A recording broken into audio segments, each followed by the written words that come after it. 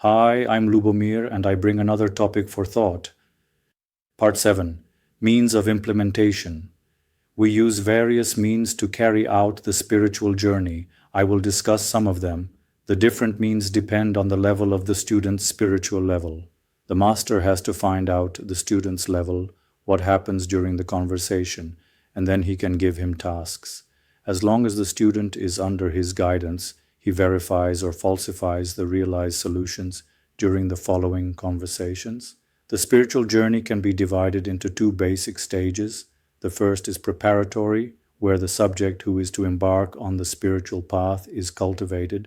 The second stage is the spiritual journey itself, consisting in emptying the mind of the obstacles that hinder enlightenment, even from the subject who has undertaken this journey. Thus, the first stage is not yet the path, it is the preparation for it, and without this preparation, it is very difficult to proceed to the actual realization of the path. This preparation serves to bring the subject to the right questions and values. The student must establish the right order of values in his life. If the attainment of perfection through enlightenment is not the highest priority for him, his disposition is deficient and he is very likely to fail on this path. The preparation of a subject for the true spiritual life is the preparation for the death of that subject, for it is to be able to enter a new unlimited space, a new higher subject. What then does this preparation consist in? At first it is mainly education in the field of spiritual life, the study of philosophical and religious literature, then consultation with a master. Here laziness must go by the wayside and the student must force himself to think about these topics and try to find the truth. Truths about who he is, why he is here, where he is from and where he is going, what is the meaning of all that surrounds him. He has to think so much until he has exhausted all the answers or come to the conclusion that all these questions are wrong. Of course, there is the cultivation of behavior and moral attitudes. All that study and thinking serves to build up moral values of whose truth he has a firm conviction and is able to stand by them. From these moral principles will flow a judgment of one's own activities that he normally carries out in life. This will lead him to reassess their importance. If he sees that an activity is contrary to his moral principles, he should be able to abandon that activity. And this brings us to the next remedy, asceticism. The denial of bodily pleasures, as well as of mental ones, is an important element which is indispensable for the advancement of the adept on the spiritual path. It is not intended to physically or psychologically abuse the student. The goal is to strengthen willpower and get rid of inferior activities. Inferior activities are directed towards the satisfaction of physical or psychological desires. These are to be abandoned for the meaningful activities, which are the intellectual or rational activities, which are directed towards spiritual activities. Before I proceed further, it is necessary to explain the meaning of the words subject and object and their relationship. I will use the well-known example of the mirror for this purpose. A mirror represents a subject that reflects the objects of this world. This reflection is the cognitive activity of the subject, that is, the mirror reflects objects according to the way they are cognized by the subject.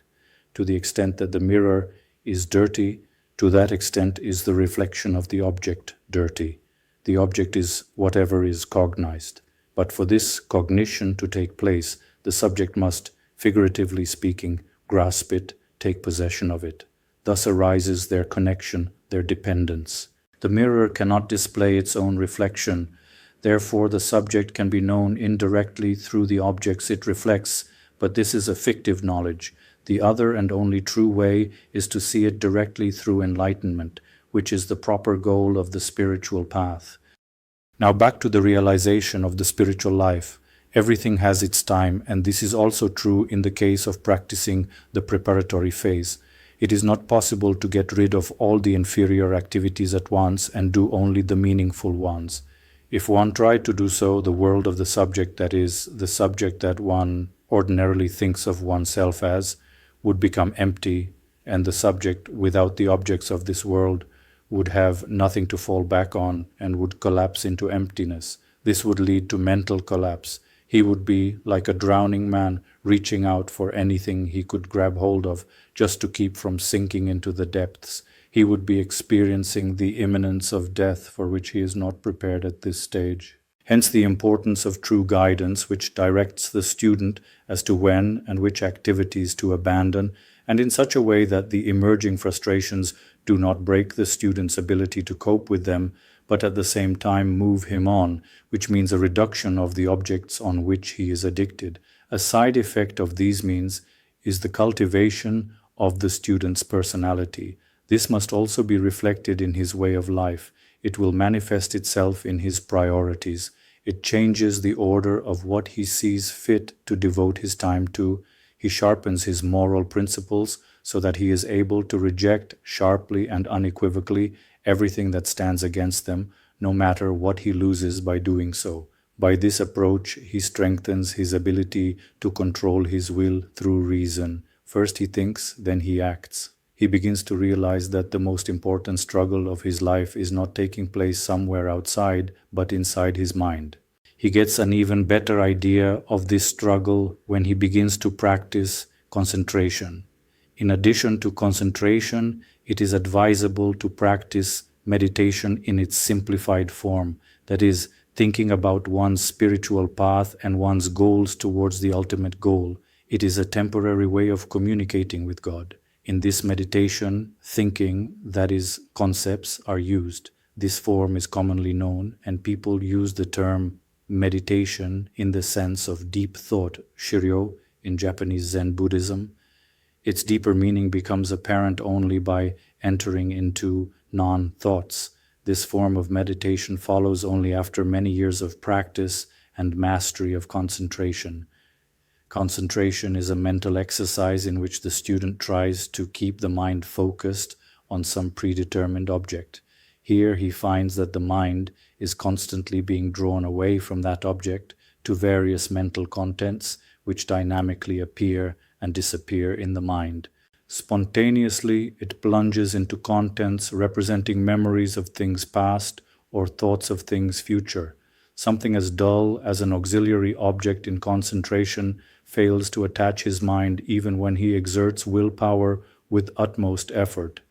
This auxiliary object may be some object placed before him on the table.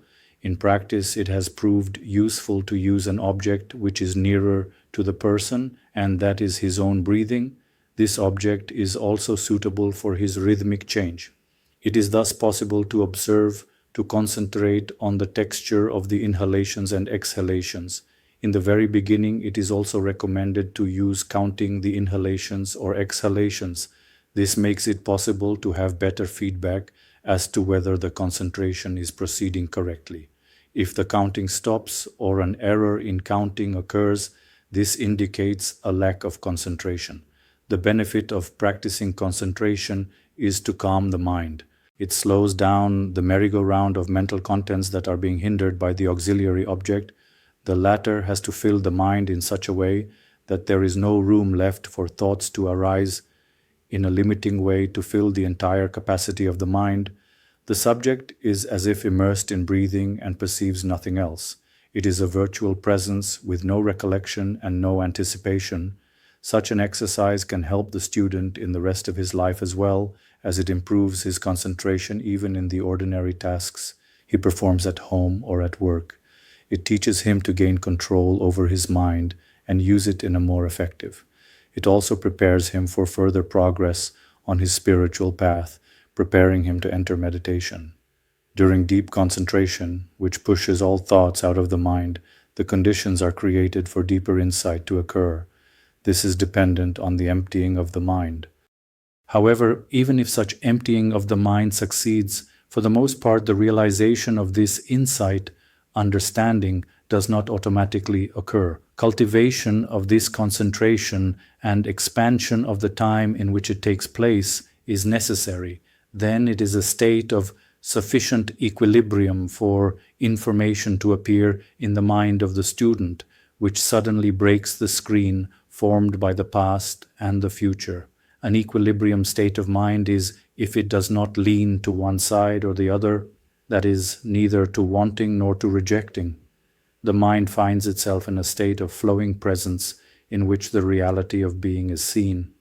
This happens without any interference or judgment by the subject. It is the first stage, the first step into a space that is not bounded by any boundary. It is a world freed from materialism, matter, properties, points of view, and even the ordinary understanding of time. In Buddhism, it means entering samadhi. It is a state of breakthrough for the student. Here he begins to realize meditation in its deeper sense. By this he leaves the world of thought and begins to discover the world of non-thoughts. The world of non-thoughts is the world of transcendental reason. This does not mean that it is something that comes from some mythical realms. Supernatural reason is reason developed and raised closer to perfection. It is the movement of reason towards the depths of the mind where its true origin and destination are fully revealed. To this every man is called, for every man possesses both these components of reason, but most people are unaware of this deeper, higher component from the point of view of the hierarchy and do not even reveal it during their entire lifetime. The path to it is blocked by the contents of natural reason. Human wanting fetters reason and does not allow it to rise to the heights of reason which is above natural reason. Be violent. Only in this way will you break the chains of your desire and you can conquer the kingdom of heaven. Don't be dependent on opinions, be well.